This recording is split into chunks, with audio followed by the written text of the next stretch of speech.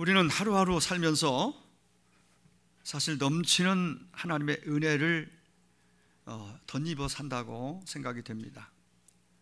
날마다의 삶이 어느 시인의 고백처럼 은혜요 또 기적이라고 볼 수 있습니다. 문제는 그걸 깨닫지 못한다는 거죠. 잘 인식하지 못한다는 거예요. 빙점이라는 유명한 소설을 쓴 크리스찬 일본인 소설가 작가 미우라 아야코라는 사람은 빙점이라는 책에서 이런 대목, 중요한 메시지를 우리에게 던집니다. 우리에게 가장 무서운 것이 있다면 은혜에 익숙하여지는 것이다. 당연한 것으로 여겨지는 것. 그 큰 정말 이루 말할 수 없는 은혜를 입지만은, 은혜를 받고 살지만은 그게 당연한 것으로. 우리는 다니엘 기도회 가운데 많은 강사들이 지금도 진행형이고, 그리고 이전에 얼마나 큰 그냥 인생의 대풍랑 앞에서, 문제 앞에서 쓰러지고 넘어지고 좌절할 수밖에 없는 그러한 인생 가운데서 하나님이 어떻게 자기들을 인도해 주셨고 그 은혜가 얼마나 놀라운 것인지를 잊지 않고 고백하면서 새로운 삶을 살고 있는 저들의 고백들, 지난 날, 그리고 문제 앞에서, 그리고 그걸 통해 자기가 지금의 어떤 인생을 살고 있는지에 대한 간증, 고백들이 우리에게 많은 도전이 되었습니다.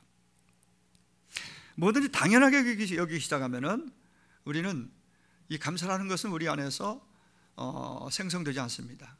말라버립니다. 당연하다고 생각할 때에 거기는 오히려 굉장히 모든 사물과 사람에 대한 태도가 메말라 있기 때문에 불평이 나오기 쉽고 원망과 신경질, 짜증이 쉽게 나올 수밖에 없습니다. 오늘 우리의 삶에 대한 감사가 메말라 있지 않는지 지난 한 주 오늘 하루 살면서 한번 반성하는 은혜가 시간이 됐으면 좋겠습니다. 자, 오늘부터 에베소서의 말씀을 전번부터 제가 마음에 이렇게 이 교회가 무엇인가, 우리 정체성과 함께 교회에 대해서 가장 실질적으로 잘 설명해주고 정립해주는 그런 그 내용이 에베소서라고 봅니다. 에베소서를 잘 배우면은 흔들림이 없는 교회 생활, 그리고 하나님께 교회를 통해서 약속하신 그 풍성하고 더 놀라운 은혜들을 이 땅에서 우리가 누리면서 나누면서 그리고 힘있게 기쁘게 담대하게 살 수 있겠다는 생각이 들어서 여러 복음서도 사도행전도 또 여러 다른 서신들도 많이 이 마음에 생각이 났지만은 에베소서를 수개월 전부터 제가 마음에 두었던 에베소서를 가지고 앞으로 전체 내용을 매 절마다 다 세밀하게 설교할 수는 없겠지만은 그 내용 가운데 핵심적인 포인트를 잡아서 이제 특별한 일이 없으면은 에베소 내용으로 주일에 말씀을 전하려고 합니다. 그래서 나의 정체성, 그리고 교회가 무엇이냐, 교회의 본질, 본능,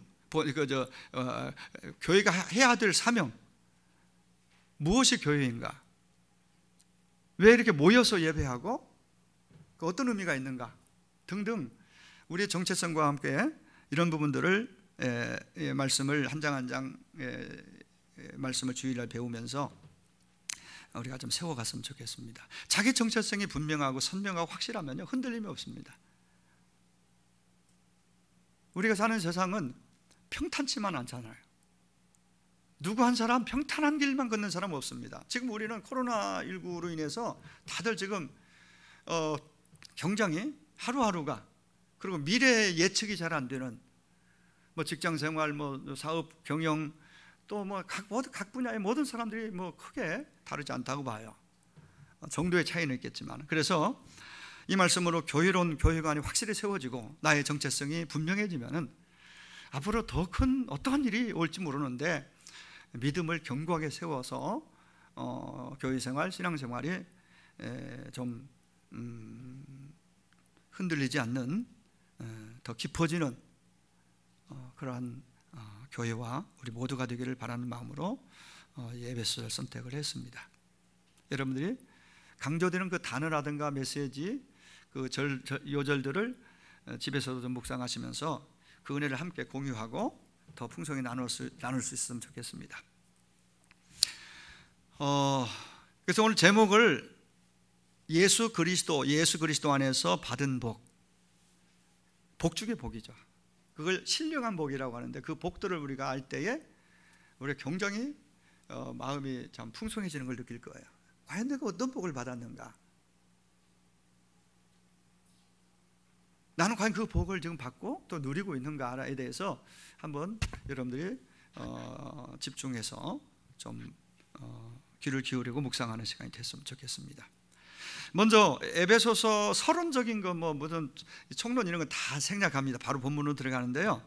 먼저 여러분 주목해야 될 건 오늘 본문 가운데에서 나오는, 반복돼서 나오는 한 가지 단어가 있습니다. 이게 바울 서신의 키와 같다고 봐요. 저는 열쇠,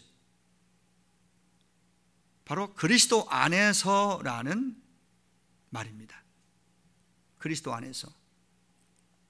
이 말이 적어도 에베소서에서 30번 이상 나옵니다. 35번 정도. 그러니까 그리스도 안에서, 그리스도로 말미암아, 주 안에서, 이런 것, 그 안에서 포함해서 이런 내용들로 이런 용어가 30번 이상 나온다는 건요, 이건 더 다른 거, 최고 핵심적인 메시지의 키가 뭐냐면요, 에베소를 이해하고 풀어가는 키가 그리스도 안에서예요. 이 안에 우리의 정체성도 있고요, 우리가 누릴 복도 이 안에, 이미 받은 복도 있고 누릴 복이 다 들어있어요. 그래서 여러분 그리스도 안에서가 여러분 머릿속에서 또 입가에서 떠나지 않기를 바랍니다. 왜 그런지 여러분들이 오늘 말씀을 들으면서 크게 여러분의 메시지로 새겨지리라고 저는 기대합니다. 바울의 핵심 사상이기도 합니다. 다 같이 그리스도 안에서.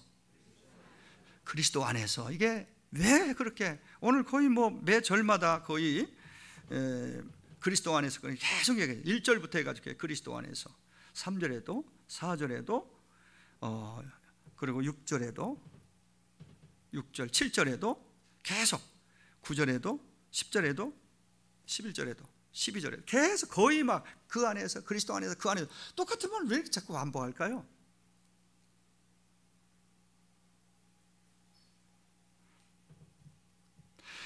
여러분 그리스도 안에서라는 말이 나올 때 전후 내용을 한번 잘 살펴볼 필요가 있습니다. 좀 깊게 살펴보면 그리스도 안에서라는 말 앞에는 어떤 감추어진 상태로 하나님이 그 앞에 언급되어 있다는 걸 알 수 있어요. 하나님이 그리스도 안에서 너희에게, 이런 뜻이에요. 그리스도 안의 말 이 뒤에는 우리 얘기를 하고 있어요. 그리스도 안에 그 앞에는 하나님이 그리스도 안에서, 그 다음에 무엇을 하셨다 우리에게, 이 구조거든요. 그래, 하나님과 우리와의 관계 속에 그리스도는 연결고리입니다. 그리스도를 빼놓고는 하나님을 말할 수 없습니다. 그리스도를 모르고는 하나님을 알 수 없습니다. 물론 그리스도가 아니고는 하나님께 나아갈 자가 없습니다.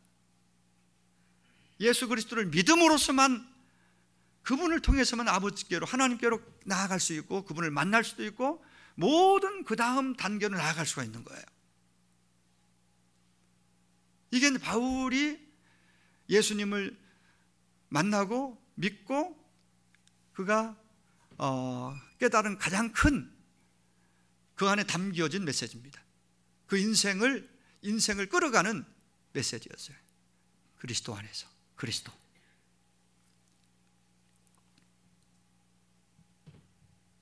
하나님께서 그리스도 안에서 우리에게 이렇게 하셨다, 이렇게 하나님이 하셨다. 그리스도 안에서 우리에게, 중간에 그리스도 안에서, 그리스도 안에. 이게 굉장히, 그러니까 사도 바울이 우리에게 요청하고 있는 것은, 설교하고 있는 것은 마땅히 찬송을 그분께 드려야 한다. 다르게 표현하면 그분께 찬송을 드린다는 건 경배하고 예배하는 의미로 봐도 됩니다. 찬양이 예배예요. 그분께 찬송, 오직 그분께 찬양을 드려야 한다.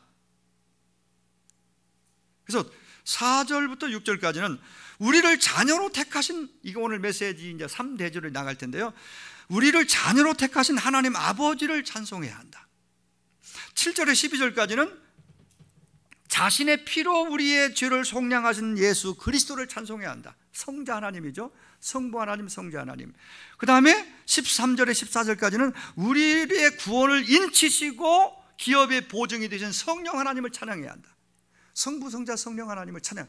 우리의 구원을 위해서 성부, 성자, 성령 삼위일체 하나님이 삼위께서 우리 나 한 사람, 여러분 한 사람을 구원하기 위해서 협동하고 하나 연합하여서 나의 구원, 여러분의 구원이 이루어졌다라고 말하고 싶은 거예요. 이게 사실이고, 그러니까 여러분의 존재, 나의 존재가 얼마나 소중하고 가치가 있고 존귀한지, 내가 뭐길래 오늘 여러분이 여러분 나가 무엇이길래 이렇게 우리 자신을 보잘것없는 죄 덩어리, 죄악 덩어리인 나를 구원하기 위해서 성부, 성자, 성령 삼위께서 하나가 되어서 한 분이신 그분이 성삼위가 동원되어서 함께해서 우리의 구원을 이루어야 했는가? 내가 무엇이길래? 그렇기 때문에 삼위 하나님, 나를 택하신 하나님 아버지, 피로 죄를 속량하신 예수 그리스도, 나를 예수 믿게 하시고 구원을 인치시고 기업의 보증이 되신 성령님을 우리가 예배하고 경배하고 찬양하는 것이 당연하고 마땅하다, 이 얘기를 하고 있는 거예요. 3절에 하나님께서 그리스도 안에서 우리에게 주신 하늘에 속한 모든 신령한 복이라고 표현합니다. 우리가 찬송해야 될 이유가 바로 거기 있습니다. 우리에게 이미 그 앞으로 받을 복도 있지만 이미 받은 복이 신령한, 하늘에 속한 신령한 복을 우리가 받았단 말이에요. 이걸 아는 거하고 모르는 거하고 알고 믿는 거하고 그냥 교회 다니는 거하고 어떻게 같겠어요? 이걸 제대로 이해하고 알고 믿으면요, 제가 지금 나의 가지고 있는 지식이나 내 어떤 명예나 인기나 부나 조건과 상황과 상관없이 얼마나 든든합니까? 얼마나. 그래서 그 하나님의 자녀의 자리에서 정말 자존감을 가지고 담대하게 할 수가 있는 거예요. 주눅들지 않고 세상에 누가 뭐라 해도 어깨 펴고, 오늘도 그런 자에게는 당연히 마음에 담대함과 함께 기쁨과 평강이 주님이 주시는 그런 것들이 그대로 남아있기 때문에, 소유되기 때문에 그걸 누릴 수 있는 복이 되는 거죠. 들어서 귀로만 하는 것이 아니라 내 안에 있고 누릴 수 있는 자가 된다, 이 말이죠. 자, 그러면은 우리가 그리스도 안에서 받은 신령한 복이라고 하는 것이 과연 뭐냐? 세 가지로 말씀드릴 거예요. 잘 들으십시오. 이건 저는 최고의 복이라고 붙이고 싶어요. 신령한 복, 우리가 받을 수 있는 최고의 복 세 가지. 그 속에 여러분의 정체성이 있습니다. 그 첫 번째는 바로 택함 받고 하나님의 자녀가 되었다는 사실. 이게 복 중의 복, 신령한 복이고 우리가 이미 받은 것이에요. 최고의 복인 줄로 믿습니다. 하나님께서 우리들에게 주신 최고의 축복이 나를 택하시고 자녀로 삼아주신 것이라는 거예요. 오늘 말씀 4절에 보니 그리스도 안에서 우리를 택하사라고 말씀합니다. 5절에 보시면 우리를 예정하사 예수 그리스도로 말미암아 자기의 아들들이 되게 하셨다라고 말씀합니다.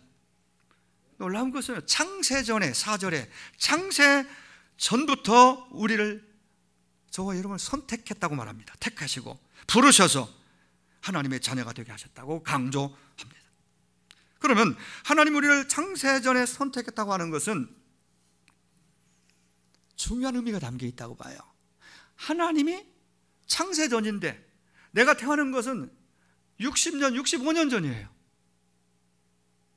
근데 100년 전도 아니고 60년 전도 아니고 내가 태어나기 바로 직전도 아니고 내가 어머니 뱃속에 있기 전, 그 전 어디까지 가요? 창세 전에 여러분 한 사람 한 사람을 하나님이 선택했다라고 우리에게 말씀하고 있어요. 어마어마한 일 아니겠어요? 우리의 존재, 여러분의 존재가 하나님으로부터 시작되었다는 것을 말하고 싶은 거예요.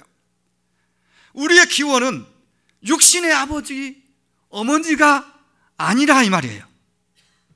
나를 낳으셨지만은, 나를 낳으신 정말 잊을 수 없는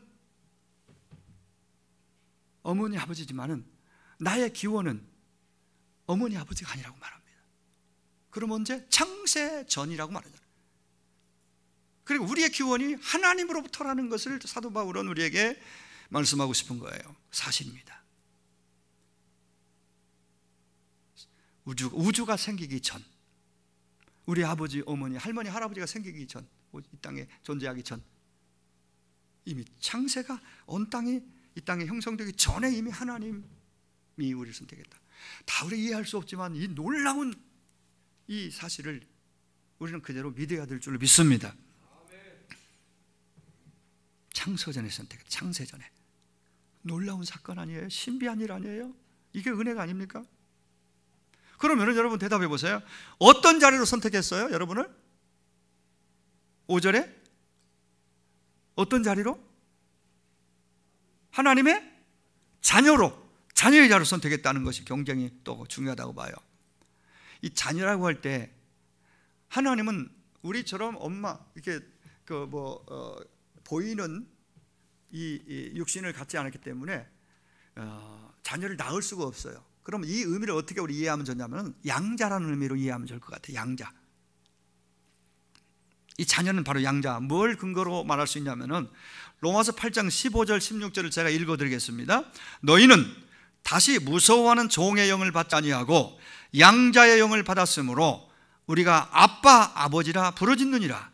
성령이 친히 우리가 하나님의 자녀인 것을 증언하시나니. 자녀는 자녀인데 양자라는 거예요. 양자. 양자의 영을 받았고 양자도 법적으로 합법적으로 하나님의 아들이고 딸이고 자녀예요. 이스라엘이나 로마의 고대 사회는 양자를 삼는 것이 보편화되어 있었습니다. 양자를 삼는 사람은 대개 자녀가 없어서 대를 잇지 못하기 때문에 대를 잇기 위해서 양자를 삼곤 했습니다.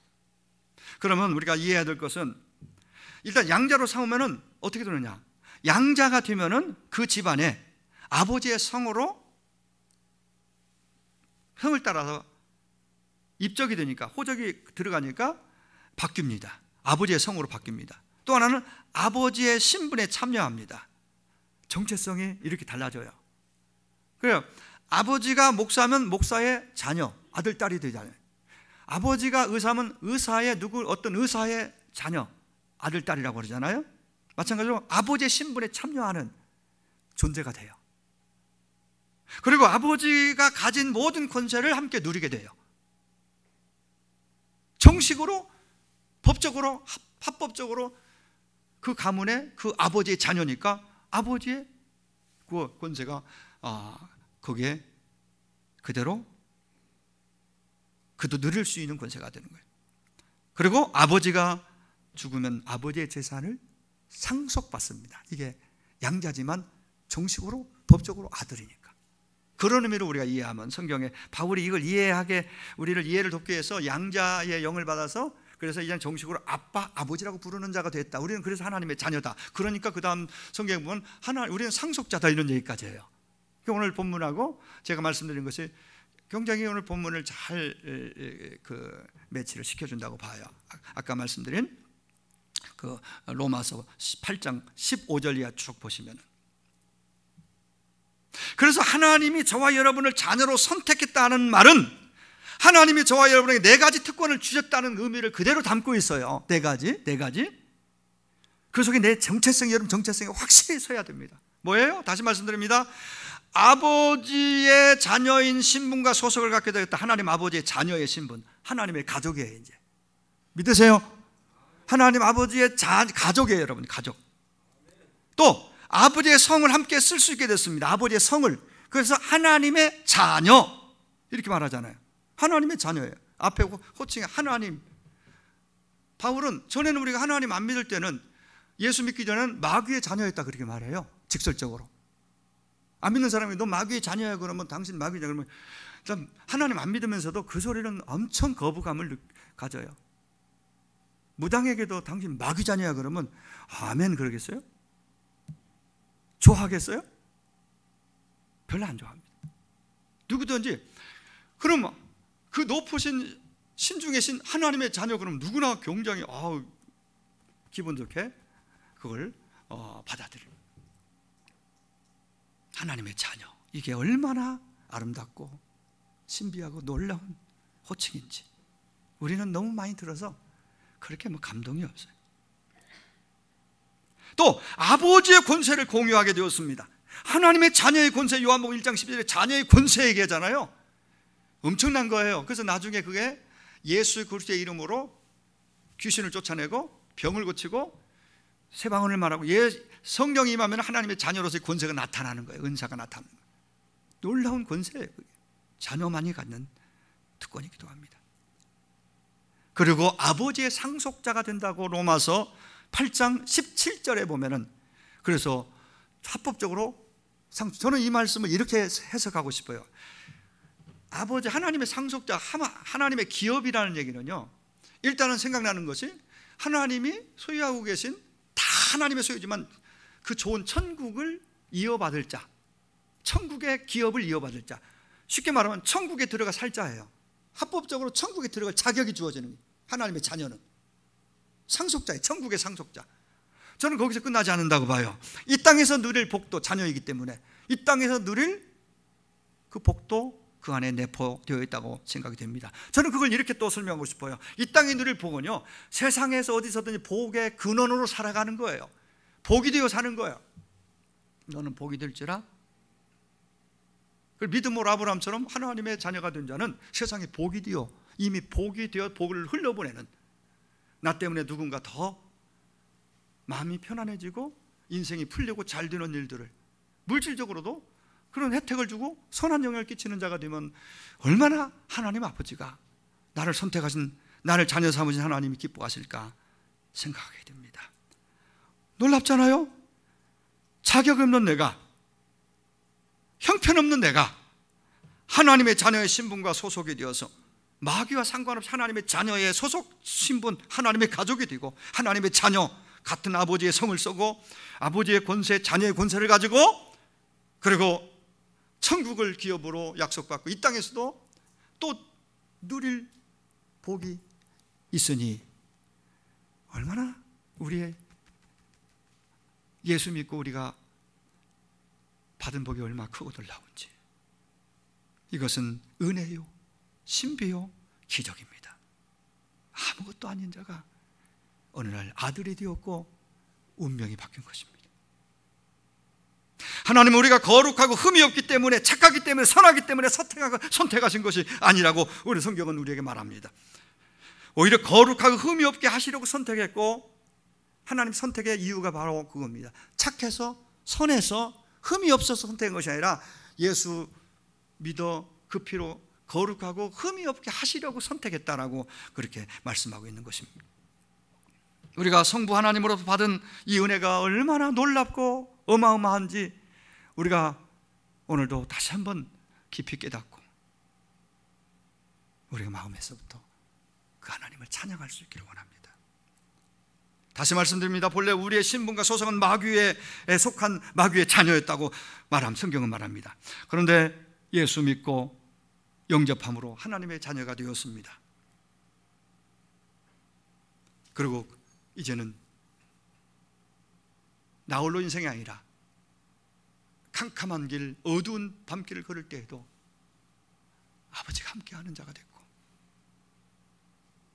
결코 혼자가 아니니까 세상이 다 나를 모른다고 해도, 나를 등져도 아버지는 나와 함께 하시니까 결코 어떤 상황에서도 우리는 절망할 수 없고 절망하지 아니한다. 그럼 자녀의 권세가 뭘까요? 자녀의 권세, 저는 이렇게 쉽게 설명하고 싶어요. 자녀의 권세는요, 자녀의 특권이기도 합니다. 아버지 집을 마음대로 드나들 수 있는 거예요. 아버지 방도 마음대로 들락달락 할 수 있는 거예요.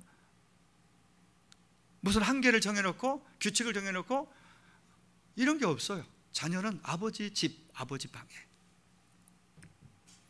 아버지의 모든 것을 제 것처럼 누릴 수 있는 특권이 있습니다. 이 부분에서는 공부 잘하는 자녀나 공부 못하는 자나 똑같이 누립니다. 너 공부 못한다고 너 내 옆에 오지 마. 어느 부모가 그러겠어요? 말 잘 듣는 자녀나 말 안 듣는 자녀나 똑같이 아버지의 것을 누립니다. 부모가 고생해서 지은 집에 그리고 수고해서 꾸며놓고 사다 놓은 모든 것들을 제 것처럼 마음대로 사용할 수 있는 것이 자녀의 특권이고 권세입니다. 물어보지도 않고 마음대로 드나들며 먹고 싶으면 냉장고 문 열고 떼어내고 먹고, 자고 싶으면 침대에 누워 자기도 하고, 친구들 불러서 이거 우리 집이라고 자랑할 수 있습니다. 그래도 누구도 왜 그렇게 하느냐고 따지지 않습니다. 이유는 한 가지입니다. 자녀이기 때문입니다. 자녀이기 때문에. 마찬가지로 믿음으로 하나님의 자녀가 된 저와 여러분은 아버지의 집인 천국에 언제 세상을 떠나는 날 언제든지 그 아버지 집에 들어갈 수 있는 특권이 이미 주어진 줄로 믿습니다. 뿐만 아니라 필요한 모든 것을 당당하게 요구할 수 있는 그런 특권을 우리에게 주셨어요. 아버지, 저 이것이 필요한데요. 아버지, 저 여기가 아픈데요. 도와주세요. 그 특권은 자녀이기 때문에 누릴 수 있는 특권입니다. 그런 면에서 여러분, 아버지께 부탁하고 아버지와 대화하고 아버지와 교제하는 것은 부담이 아니라, 무거운 짐이 아니라 사실은 특권입니다. 자녀됨의 특권이에요. 저는 그 특권을 저나 여러분 모두가 마음껏 누리며 살 수 있게 되기를 바랍니다. 아멘. 정말 특권을 날마다 누릴 수 있기를 원합니다. 하나님의 자녀답게 무엇이든지 아버지께 기도로 당당히 구할 수 있기를 원해요. 오늘 본문에서 하나님 우리를 선택하셔서 하나님의 양자를 삼아주신 것이 하늘에 속한 신령한 복이요 넘치는 은혜라고 바울은 우리에게 가르쳐줍니다. 이것이 우리가 하나님을 찬미하고 예배해야 할 이유인 것입니다. 이는 그가 사랑하시는 자 안에서 우리에게 거저 주시는 바 그의 은혜의 영광을 찬송하게 하려는 것이라. 두 번째는요, 그리스도 안에 우리가 받은 복, 두 번째는 바로 속량이라는 단어 속에 있습니다. 죄사함. 그리스도의 피로 속량, 곧 죄사함 받은 것이 복 중에 복, 최고의 은혜요 복인 줄로 믿습니다. 성자 예수님의 축복, 우리에게 주신 축복을 속량, 이전 성경에서는 구속이라고 그랬어요. 구속. 근데 구속이라는 단어가 굉장히 그 표현이 좀 어렵잖아요. 뭐 구속하면은 죄 지은 사람을 감옥에 넣기 위해서 구속하는 거, 영장 발부, 구속. 뭐 그렇게 우리가 쉽게 빨리 들어오는 이미지는 구속되었다. 그래서 지금 여러분 새로 가지고 있는 개역 개정판에는 구속이라는 단어를 속량이라는 단어로 바꿔서 이렇게 사용하고 있습니다. 7절에 우리가 그리스도 안에서 그의 은혜의 풍성함을 따라 그의 피로 말미암아 속량, 곧 죄사함을 받았으니. 죄의 종되었던, 노예였던 우리를 죄에서 자유하게 하려고 예수 그리스도가 피를 흘려 주셨다고 말합니다. 죄의 종이 되어 사망 가운데 빠진 우리를 살리시기 위해서 우리 주님이, 예수님이 자신의 목숨을 내어놨다는 얘기입니다. 그 속량이란 말은 본래 값을 치르고 다시 산다는 뜻이, 다시 사서 자유를 준다는 의미, 두 가지 이중적인 뜻이 들어있습니다. 이 단어는, 속량이라는 단어는 당시 신약성이 기록될 당시에 이 단어는 노예 시장에서 사용되던 상업 용어라고 합니다. 상업 용어 단어가. 여러분, 로마가 지배하던 시절 노예를 거느리는 것은 자기 고귀한 신분의 상징이었습니다. 그래서 전쟁에서 이기면 반드시 거기서 쓸만한, 튼튼해서 부려먹기 좋은 튼튼한, 이왕이면 예쁜 여자 종을 데려올 때는, 그리고 멋있는 튼튼한 그들을 잡아다가 노예시장에서 팔기도 하고 사기도 하고, 이런 제도가 있었어요. 거래가 됐습니다. 그런데 누군가 한 노예를 두고 흥정을 부려 비싼 값을 주고 치르고 사서 그에게 이렇게 선포합니다. 이제 너는 자유인이다. 원하는 곳에 가서 행복하게 살거라. 그 선언을 해주면은 그 사람은 그 순간 노예의 신분에서 자유케 되고 얼마나 기쁘고 놀랍고 기쁠까요? 이 순간. 실제로 착한 로마의 주인들 가운데 착한 사람들도 있었는데, 자비로운 사람들, 이 주인들은 자신의 노예들에게 그런 은혜를 베푸는 일이 가끔 있었다고도 합니다. 이것이 바로 속량의 뜻입니다. 그런데 예수님께서 우리에게 이런 은혜와 축복을 주셨다라고 오늘 말씀하고 있어요. 예수님이 이 땅 가운데 오셔서 하신 일은 한마디로 말하면 속량, 곧 죄사함입니다. 주님이 이 땅에 오신 최종적인 가장 큰 이유와 목적은 속량입니다. 그분이 아무리 바다 위를 걸으시고 죽은 자를 살렸고 착하고 선하고 의로운 일을 많이 행하셨어도, 그 땅에서 그렇게 살다가 그냥 의인으로 살다가 죽고 끝났다면 우리에게 그분은 진정한 의미에서 구원자가 될 수 없어요. 근데 그가 우리의 죄를 속량했다는, 그러기 위해서 뭔가를 실제적으로 그 몸으로 했다는데 이 복음의 포인트가 있어요.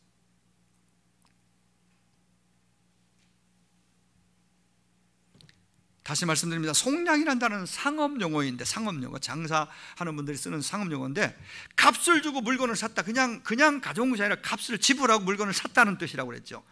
근데 놀라운 것은 예수님 십자가 위에서 숨 거두시기 전에 제가 여러분에게 질문하겠습니다.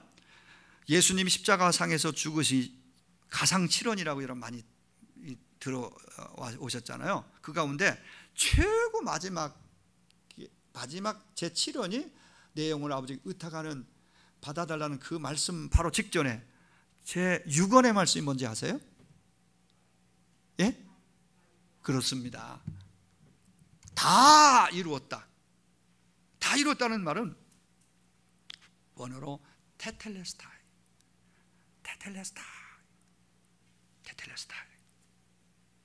이 테텔레스타이, 다 이루었다, 이 말은 값을 다 지불해야 했다. 놀랍게 이런 의미가 있어요. 테텔레스타이가 완불되었다. 그럼 뭡니까? 주님 십자가에 죽으시면서 다 이뤘다고 돌아가신 것은, 영혼을 유탁하고 가신 것은 우리가 평생 지은 죄, 아담으로부터 물려받은 유전된 원죄와 스스로 살며 지은 자범죄를 비롯한 모든 죄의 값을 다 지불하고 우리를 샀다는 거예요. 그리고 우리를 사서, 지불하고 사서 자유인이다 너는, 하나님의 이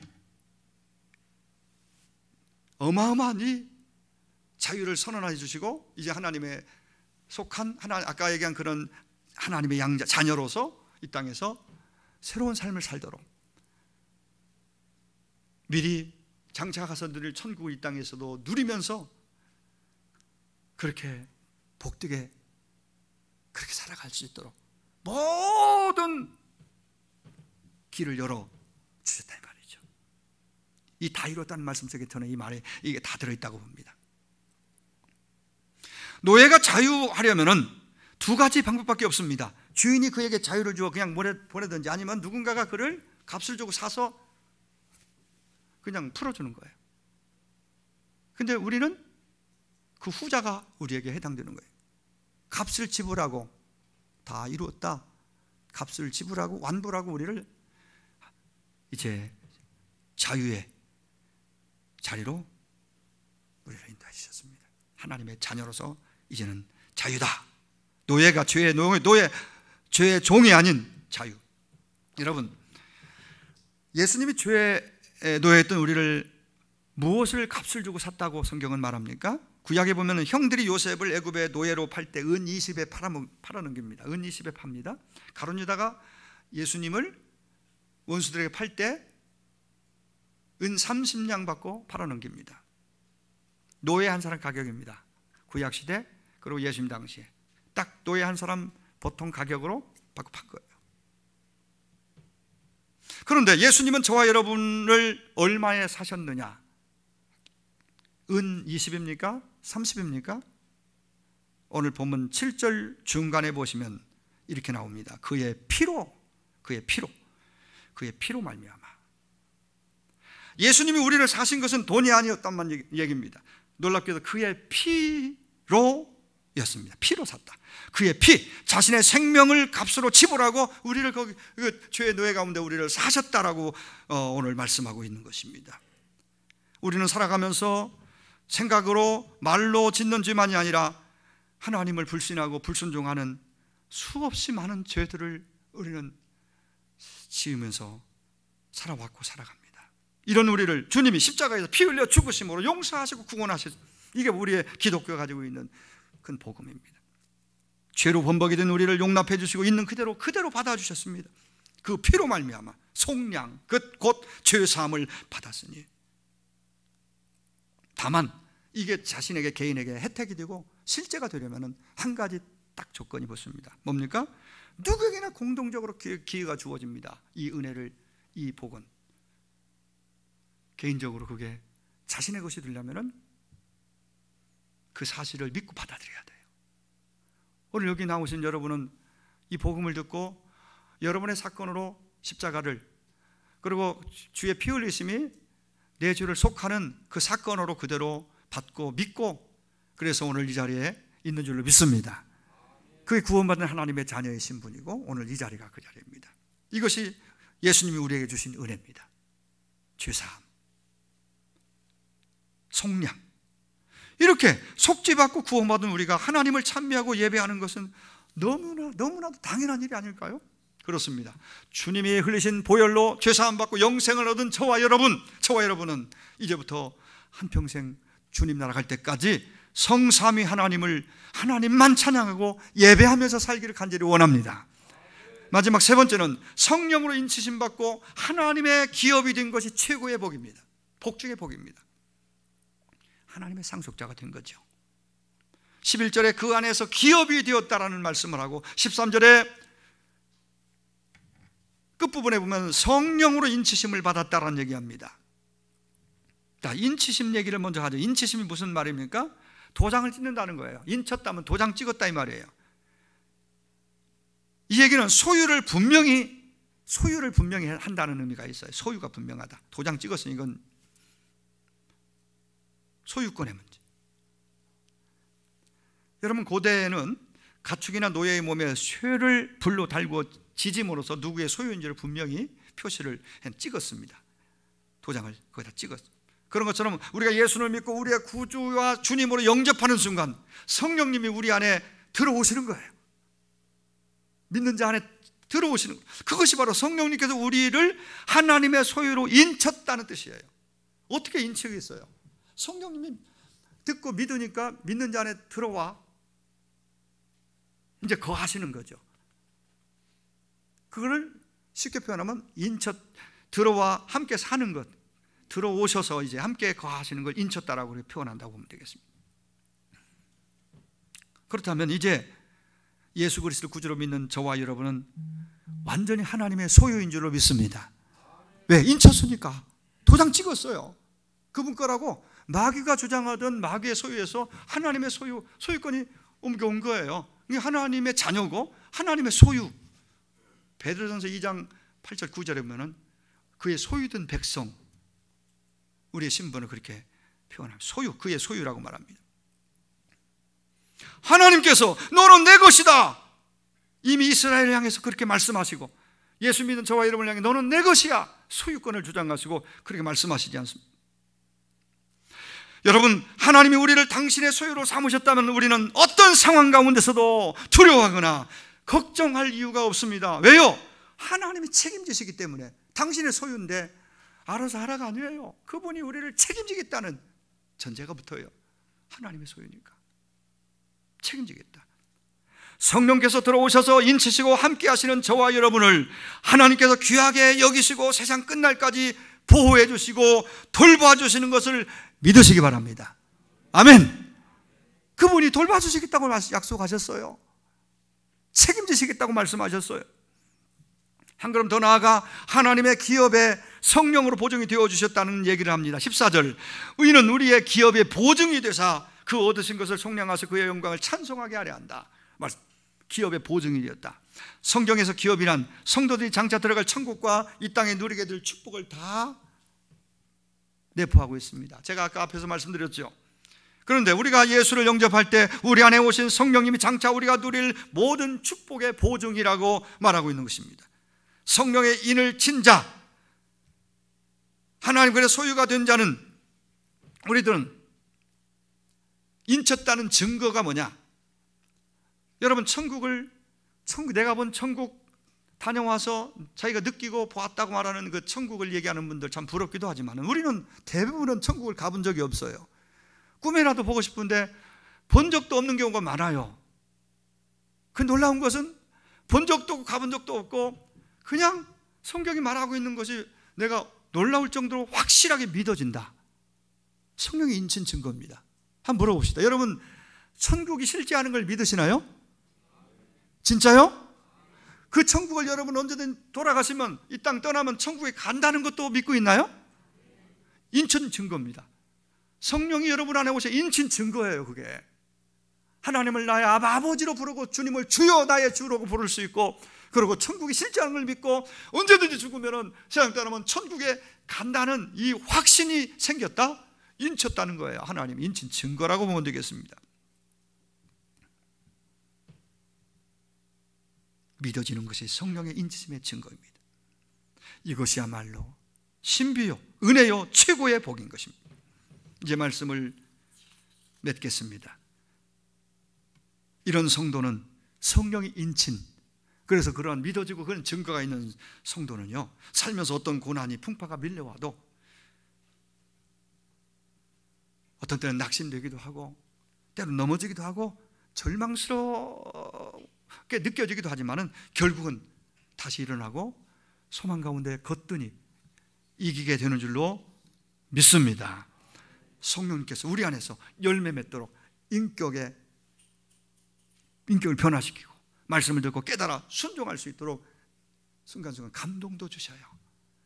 예배를 드릴 때마다, 성경을 펼 때마다, 읽을 때마다, 들을 때마다 성령께서 그런 감동을 더 많이 해주시기를 간절히 소망합니다. 바울은 예수를 믿는 우리에게 하늘에 속한 신령한 복을 받은 자라고 우리의 정체성을 말해주면서 이게 복 중에 복이고 은혜 중에 은혜라고 말합니다.